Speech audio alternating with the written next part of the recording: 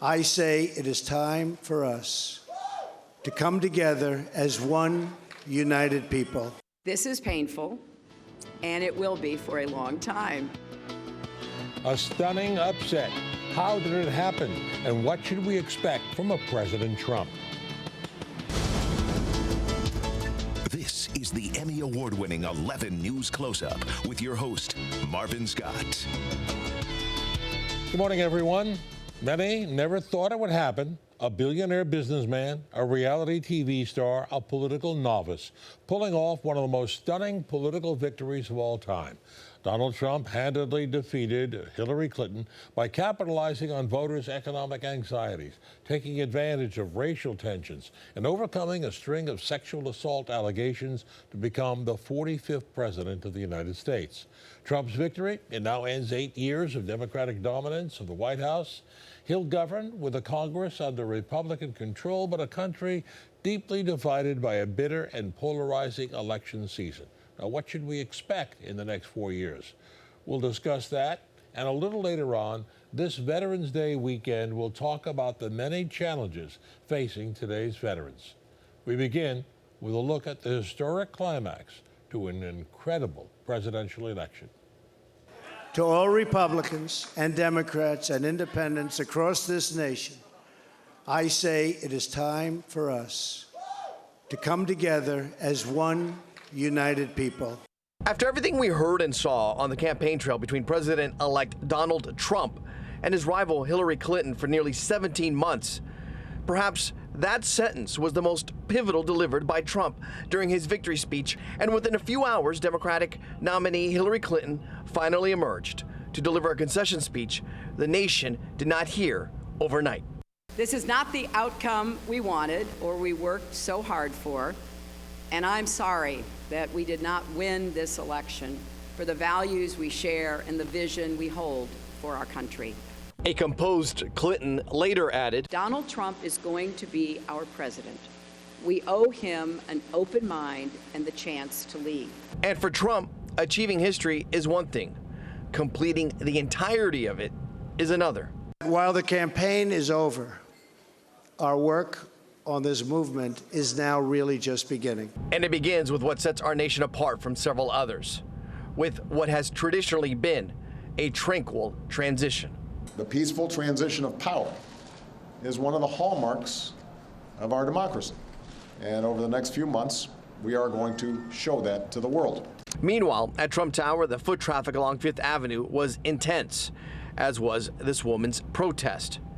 But overall, on the minds of many, was the election and its shocking result. Horrible. The whole thing is a nightmare. I'm speechless. But it's important that the country come together. Well, that's very important that the country do come together in the aftermath of this election. Our thanks to Mario Diaz for that report. He joins us now for a closer look at the outcome of this election. Mario, welcome. Good morning. Along with Jason Weingartner. He's the executive director of the New York State Republican Committee. Let's get right to it. I know we've been hearing a lot of analysis the last couple of days. The pollsters certainly blew this one. How did Donald Trump do this? Well, I think he, spoke directly to the working man out there. You look at a lot of the areas that Donald Trump won were areas that Barack Obama won 8 years ago. So these are states that President Obama won. Donald Trump, they wanted change then. They thought they were getting that with President Obama. They obviously felt that they didn't get that, whether it was the Obamacare premiums going up, obviously the change in the ability to find good paying jobs for them. And so they wanted change again, and they went with Donald Trump. Mario, he had such a divisive campaign, racial comments. He insulted no less than 281, was the count, 281 people, places, and things, and yet he won. You know, Marvin, it's interesting you bring that up because on paper, you would say there is no chance that this man would become president of the United States, or if he was a woman doing the same thing, the same result, because of the fact that they were so polarizing in attacking groups as well as individuals. But you have to look at the last 3 weeks of this election cycle.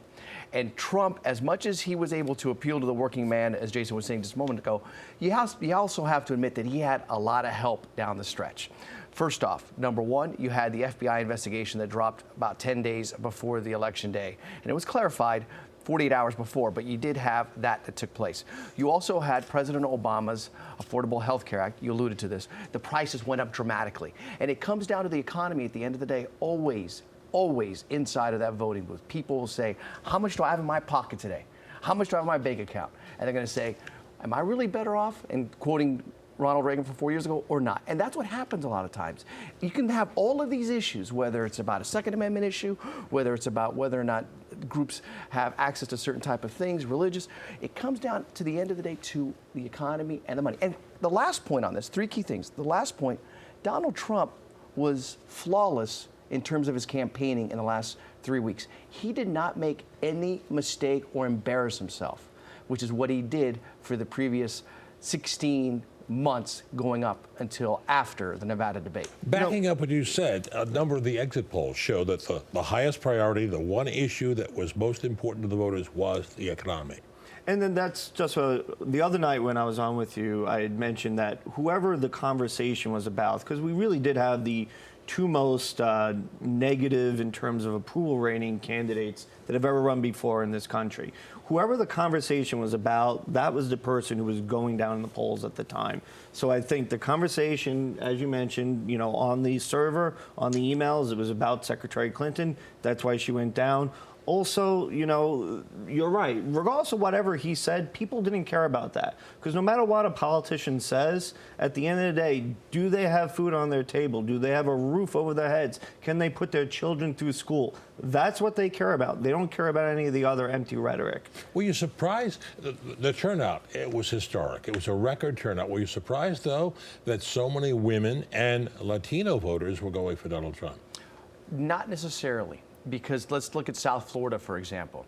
South Florida Latinos are primarily Cubans, and Cubans have always had this traditional voting, basically, alliance towards Republicans. President Obama did not earn too many favors from the Cuban population in South Florida with the opening up of Cuba. Now, if you look at Nevada, which I knew all along was never going to go to Donald Trump's way, it was because in a state like Nevada, you had primarily that Latino voting bloc that has been so strong in that state for quite some time, being comprised of Mexicans. However, what was interesting was that he outperformed Mitt Romney. He outperformed John McCain. If you would have told me that on Tuesday morning that was going to take place, I would have said, not going to happen. But before the actual election took place, I started looking at some of these margins and the voting turnout that took place in states like North Carolina. And when I saw that certain groups were not coming out for Hillary Clinton like they have in the past, then you realized, okay, this might be interesting. And when I'm talking about groups, I'm talking about Bernie Sanders supporters, because those are Democrats. And the Trump campaign said they were looking at about 20% of Bernie Sanders supporters not coming out for her. That 20% is a huge number in any battleground state, Marvin. And the polls, they got it so wrong. I think the pollsters are done. Oh, absolutely. And just one point on that, I think a lot of the problem was that they treated the Latino voting bloc as a voting bloc. A lot of different cultures in that voting bloc in itself. And that's something that I think a lot of people overlooked. And the pollsters really need to think about how they poll people in this country. Okay, but take a break. I want to find out, where is it? Where did Hillary Clinton fail? What was her loss? And also, what can we expect the next 4 years of a Donald Trump presidency? Stay with us as Pix 11 News Close-Up continues. No dream is too big, no challenge is too great. Never stop believing that fighting for what's right is worth it.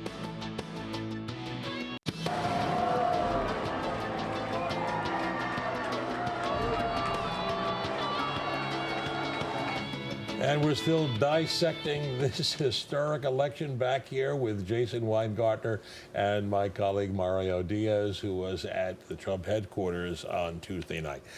We talked about Donald Trump and why he did what he did. It astounded so many people. Why didn't Hillary do what she expected to do? Jason? Well, I think that when you saw her closing argument, and a lot of it focused on Donald Trump, I think a lot of that was they wanted the conversation to be about him versus her. But beyond that, I don't think she gave people that positive message as to what she would do to make their lives better if she was elected president. So I think you always need to give a reason for people to vote for you, and she didn't really seem to give that the last few weeks. Well, you know, forgive me for countering you here, but she did give enough people the reason to vote for her because she did win the popular vote. She didn't win the Electoral College. And obviously, we know those are certain states that she had to protect.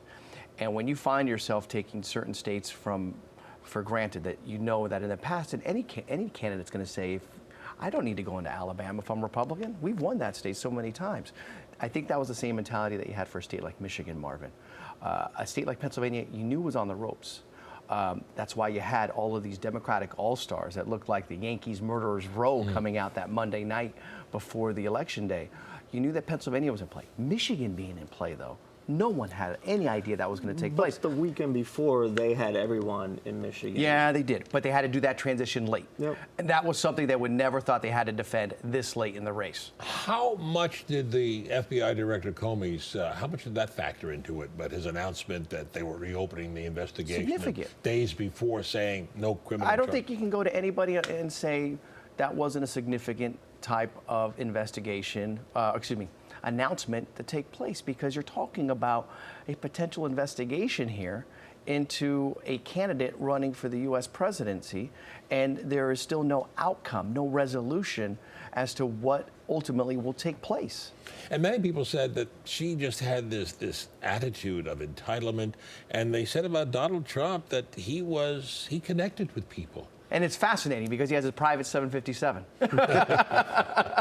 But yet he connected. You know something? Let's talk just about one Go ahead, quick thing Jason. on that. You know, the last few weeks, she had shifted money into non-battleground states to try and promote the Senate. So she acted as if she had this in the bag, and she shouldn't have. It didn't help that you're having announcements about a fireworks show on the Hudson come out so far out. But at the same time, she was up dramatically with just 10 days to go, Marvin, and it slipped away.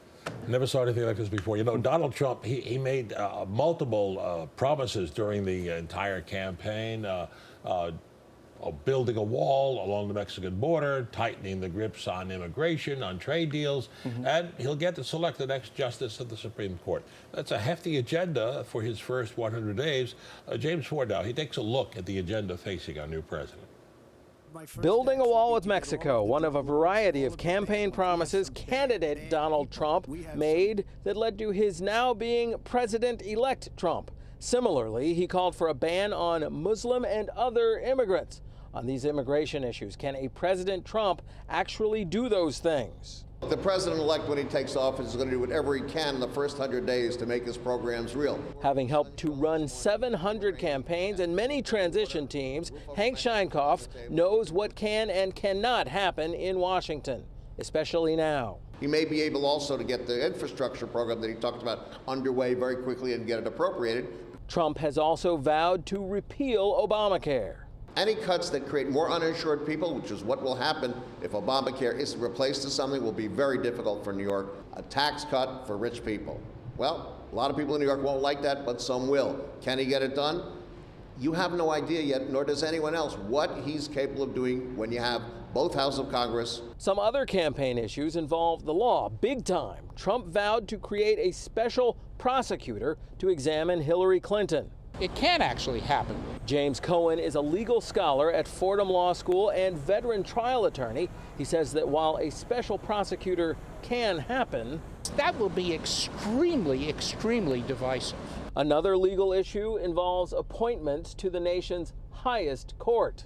No question about that. Trump can do whatever he likes as long as he can count on getting the majority in the Senate, which is now Republican.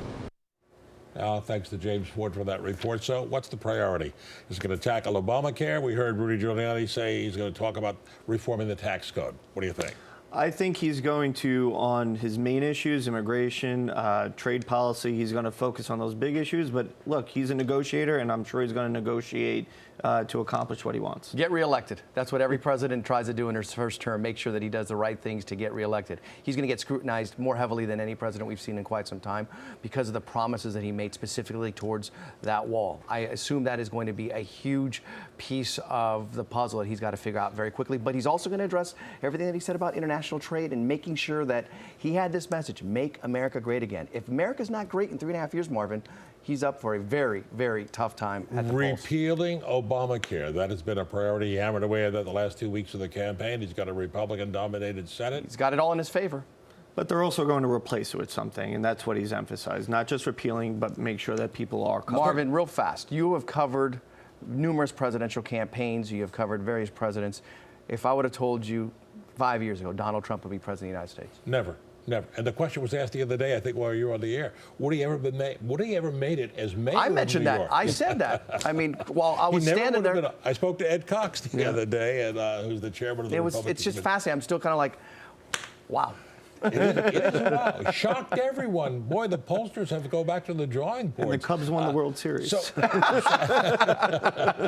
This has been a month of chronicling history like no other. The question is, and he said it in his acceptance speech, this was such a polarizing campaign. How does he bring this That country message of together? unity is what he has to hammer home.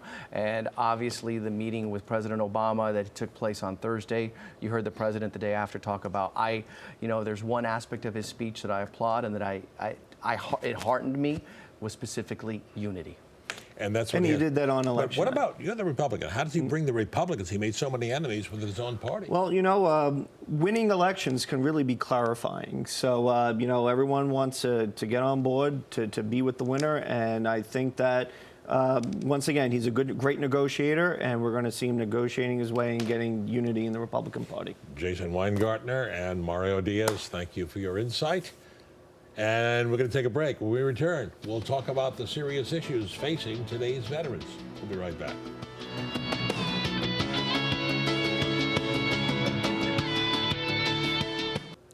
They serve us well, but do we serve them well enough? That's a question we ask about our nation's veterans on this weekend. We celebrate our war heroes, past and present. Veterans Day was just this past Friday. We have two guests talking about the many challenges confronting today's veterans. I'd like to introduce to you Dr. Jeffrey Borenstein. He is a president and CEO of the Brain and Behavior Research Foundation. He also hosts public television's Healthy Minds program, and particularly one segment dealing with the mental health of our veterans. And we have with us retired Chief Master Sergeant Ed Schloman. He's president of Fidelis Services Group. He's chairman of Operation Warrior Shield. And that is a very interesting program that utilizes transcendental meditation as a method to deal with post-traumatic stress. Thank you both for coming in, and we salute you all for your service. Thank you, Marvin. Let's talk about the challenges that are facing our veterans today, Doctor. In many ways, coming home can be very difficult. And we, as a society, as a community, and people's families need to help our service members reintegrate into returning home. Sometimes service members may have post-traumatic stress, depression, or other psychiatric conditions, and rather than suffer in silence, they should seek help. And if you're a family member of a service member, you should encourage your loved one to seek the help that they deserve. But the numbers of post-traumatic stress disorder are up staggering, as many as 300,000, yet, as I read, only half of that number gets treatment. It's a tragedy. Over 20 veterans a day die from suicide. Think of that statistic. It's a tragedy. And we as a society need to reach out and embrace our returning service members. And that's what Ed is doing. You're reaching out and you're embracing these people and you're giving them a unique treatment, transcendental meditation. Explain that. Well, I've was privileged to meet David Lynch, the movie director, about 6 years ago, and Bobby Roth and I, and a World War II veteran, brought the non-religious modality of transcendental meditation to the veteran and active duty community. Today, we still suffer 20 veterans a day committing suicide, but the active duty still have a problem. There's 200, and the biggest study ever done by the VA has come up with 269 active duty committed suicide in 2014. Epidemic proportions. But tell us about this transcendental meditation. Well, I mean, some people find that very meditation- unusual. How are you utilizing that to treat this disorder? Well, it puts the mind at ease. Stress is the black plague of the 21st century. And transcendental meditation gives the stress, gives the rest that the mind needs to rejuvenate and to become resilient to stress.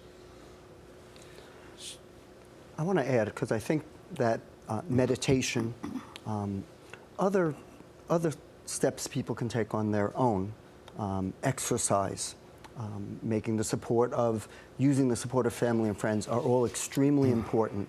But another key thing for people to know is that if they really are suffering, if their functioning is being affected, if they're having difficulty sleeping at night, if they're in a lot of emotional or physical pain, they shouldn't suffer in silence. They should get help.